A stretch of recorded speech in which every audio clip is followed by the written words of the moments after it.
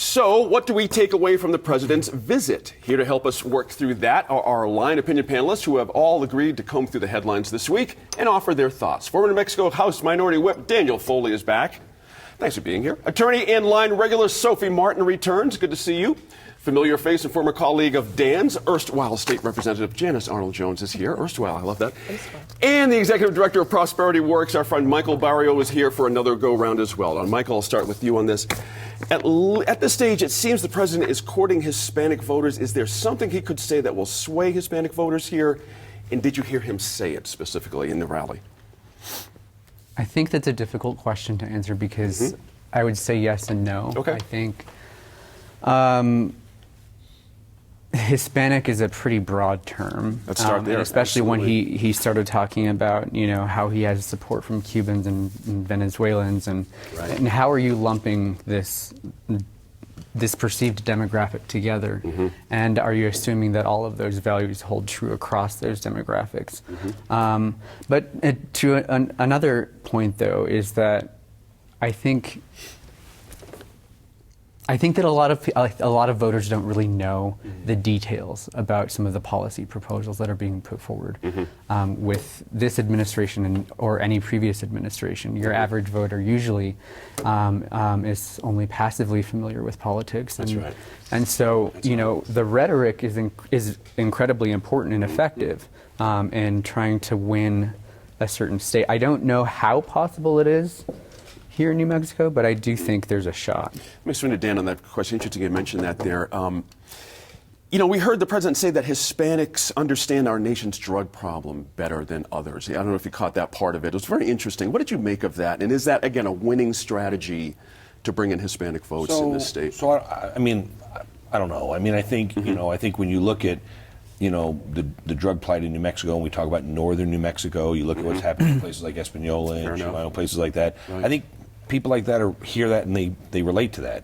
I think more importantly, they hear it and they say, well, what are you going to do about it? Right. So if there's movement, I think, we put a lot of weight on what someone says and not as much weight on what the actions are after they say it. If he says this is the problem, and then there's policies that are moving towards correcting that problem, I think it's going to resonate well with individuals. I think if you fly into New Mexico and you say a bunch of stuff and fly out and then you don't hear anything about it again, there's no policy action, I think it's going to be a problem. I think he's got some policies that have been receptive by Hispanics, especially in New Mexico. I think New Mexico is a state that's in play, just from the standpoint of the financial aspect. You can come here and spend so little money and actually make a difference in an election. If you came here and spent $5 million, you're going to own television, you're going to own radio, you're going to own getting rallies and things together, whereas if you go to California, $5 million doesn't get you on, get you in the local alibi newspaper. So when you look at a guy who, by all reports, he left here, went to California, was going to raise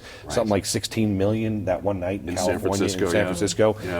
You look at how much money he's got to have in the bank right now. It's in the tunes of hundreds of millions right now. And you say, hey, listen, for you running for president, there's a state that you can go spend $5 million in and really move the meter. That's right. I think that's what makes New Mexico Compare that, Janice, to a couple of cycles back. Mitt Romney pulled people out of the state. He conceded the state to Obama, the whole thing. I'm telling my lefty friends, don't laugh at this idea of this president taking the state. Just don't dismiss this out of hand for exactly the reasons Dan just laid out. This thing could be up for grabs financially. Do you have a sense of this as well? Absolutely. And the numbers are, across the nation, the average cost to buy a Senate seat is $15 million. We haven't spent $9 million in the last several cycles. And so to that extent, we are a cheap market. Now, to say that we're only 2 markets, that's not true. If you are running a statewide campaign, we're 5 markets. But even at that, with 5 markets, if you can end up with a Senate seat at less than $10 million, quite frankly, that is a bargain. But I want to swing over to the message that is coming out. And I think it is huge. And I think it is more than just what the president is saying. I do believe that the progressives have pushed too far. I was at the rally. And, I'm here to tell you that you cannot tell a Hispanic from a lot of people simply by looking at their skin. We all have skin, but we are a vast variety of people. But if you ask me to say, were there people of color in abundance at that rally, I'm here to tell you that that was the case. And I think it really comes down to some value propositions. One is that they want secure borders. Right. They do want to be safe. And in context, you know, sometimes when the president is speaking, it's a little clumsy, but the comment about drugs, the crowd really got that, is that drugs are coming in and they are hurting us. And that's really what the crowd kind of took away. What is it they say all the time? It's the economy, stupid. I mean, right now the Right. economy's doing well. That's right. That's right. Right. And may I add one Please. other thing? Because Absolutely. some things haven't come out. But when they started the program, they brought up a World War II veteran who led us in the Pledge of Allegiance. And then the room erupted. It was the loudest ever.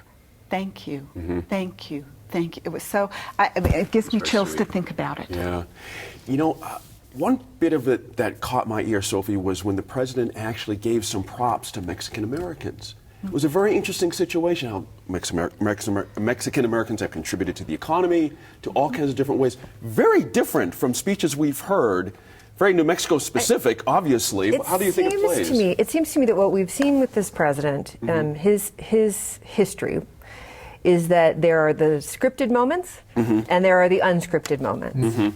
And that felt to me like a scripted moment, some Right. notes that he needed to hit. That's right. Somewhat less scripted was his comments, you know. To the reporter. Yeah, or Do you like Hispanics or Americans That's- better? that- Right, what kind of yeah. question is that? There's sort of like my Hispanic kind of thing. The strange language he used, where he kept saying the Hispanics, is very distancing.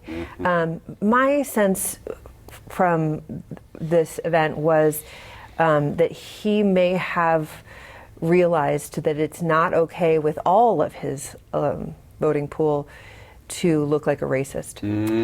That a portion, hopefully not a huge portion, is not bothered by it, because we've seen those people. We've seen them at rallies, we've seen them online, etc. But that perhaps the electorate as a whole doesn't like that idea. And so it felt to me a little bit like damage control was happening here. I don't know that I think that he's going to get a significant portion of the New Mexico Hispanic vote, and he'd need to get a pretty significant portion. Individuals of Hispanic descent are 49% of the population in New Mexico. Right. That's a big number to try and overcome if you can't win them over. That's and right. so I actually in some ways think that his message was to white voters, look, I'm not a racist. I like the Hispanics, and I'm opening the conversation to include them. Michael, pick up on that if you want to from Sophie, but at the same time, does it make a difference that we don't have a Gary Johnson potentially on the ticket? You know, we might. I mean, they're a legitimate party here, certainly, but does that make it? I mean, 9 points, that's no small thing. It's you know? no small thing. I think it makes. I think anything like that makes a difference either way. Yeah.